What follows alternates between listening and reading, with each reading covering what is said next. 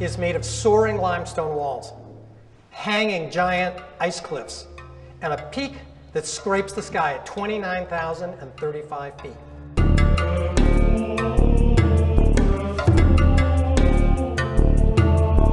And the day that my team moved from base camp up to Camp 1 was April 25th, 2015.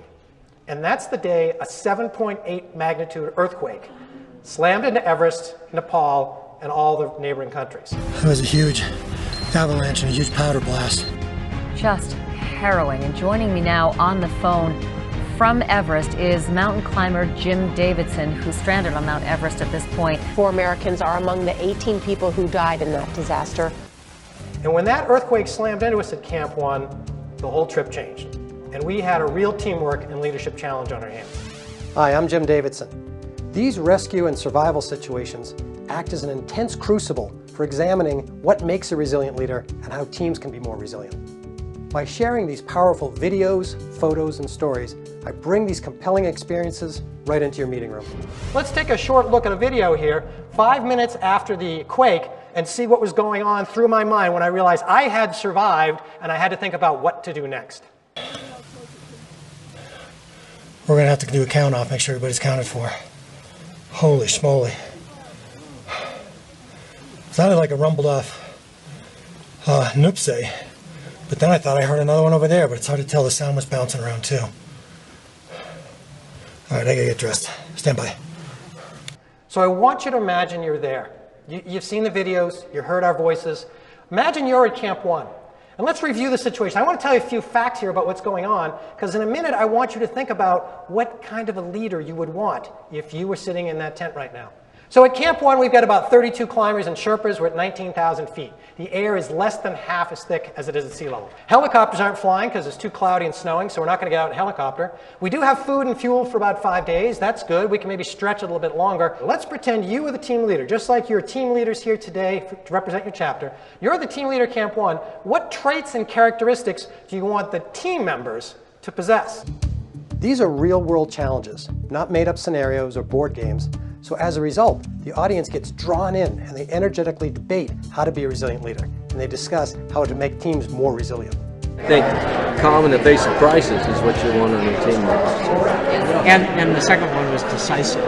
We thought that you need to have attentive action. You need to be able to pay attention, but be able to move and follow. And then the good one was communication. You have to be able to communicate well with each other. What kind of communication do you think should be going on at this point? Long discussions, short discussions, what? Probably pretty short discussions. Probably not time to make a committee and subcommittee? Yeah, okay. Each audience member also completes a written self-reflection so that they leave with personal insights about how they can be more resilient at work and in their personal life. We are not going to share this part. This is time for you to be honest with you. So let's answer 3 questions about ourselves. You know, all those ideal traits we just had here, Merv wrote down calm and confident, no ego, organized thinking, collaboration, communication, attentive, disciplined. Is anybody here every single one of these things every day? No. Maybe a couple of them, right? But we're not all these things every day. This unique workshop is very interactive. Your audience will work together in small groups, and I facilitate larger group discussions to pull out the wisdom from the audience members.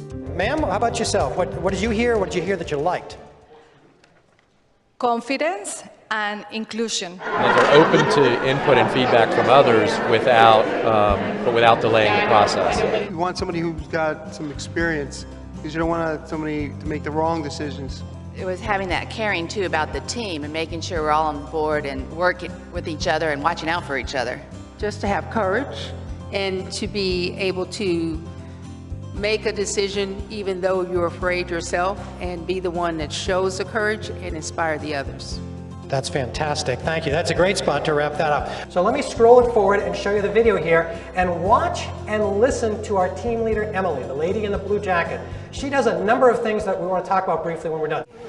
Yeah. We're okay, you guys. Okay. We're okay. That was smaller. No. Remember, a lot of the stuff came down yesterday. Yep, just take a deep breath. I know it's scary. It's just Camp 1, we're fine. Put your hand in the air and tell me something that you saw or heard from Emily that resonated with you. Yes, ma'am? She was calm and she stayed in the moment. She was calm and she stayed in the moment. Very empowering. Empowering. Reassurance. Caring. Somebody else, please. Yes, please. Nice and loud. She acknowledged reality and didn't deny that people were and should be scared. She acknowledged reality and didn't deny that people should be scared or were scared. Yeah, because we're feeling it, right? We're human. We're scared. She discussed her assets. A lot of stuff fell yesterday, so, that's a good thing. That's a good thing, right? She's saying that's a good thing. That helps us out a little bit. Yes, ma'am. Her body language was calming to people. Her body language was calming. What did she do?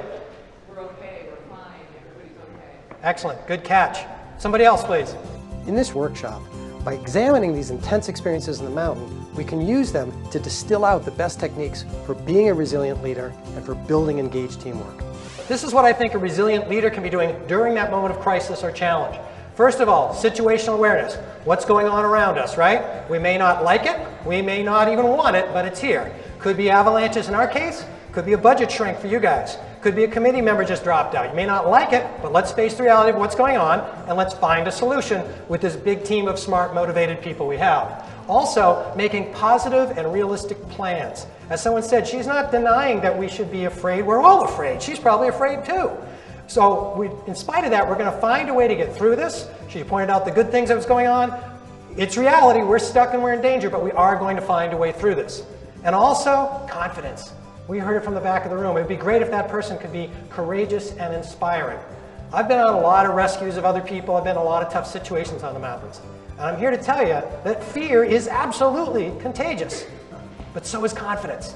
And you want to be the person to try and start that confidence process. Really, you want to be the person to spark resilience. To spark resilience among your teammates, and in doing so, even in yourself. You may not have all the answers yet, but if you can do these things and get the team moving forward, you in fact will be a more resilient leader as well, and that will start to grow. For smaller groups, we can also incorporate some fun hands-on activities that get them out of their chair and engaged in some more teamwork learning. Everybody was focusing on keeping their fingers on the pole and nobody was coming down at the same time. Right. We weren't communicating very well.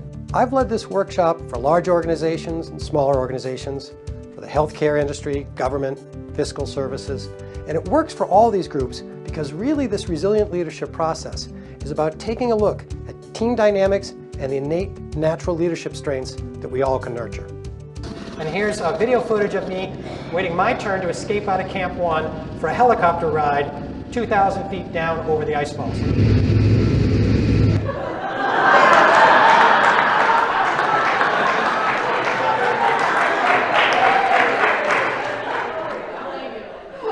We're all friends here, so I can ask you a question and you can answer me honestly.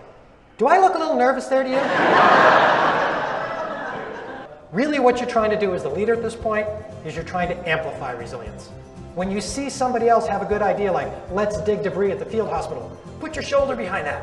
When someone says, I don't have a whole answer for this budgetary problem, but I have a partial answer, yes, try and be the person to amplify resilience when you see it in others.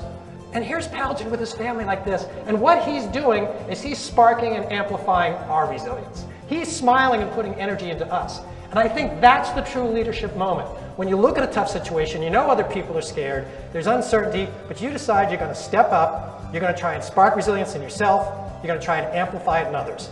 That's the opportunity you have in your work, in your communities, and here at NSA to step up and be a resilient leader and make a difference. Thank you very much. For booking information, please contact the person who provided this video.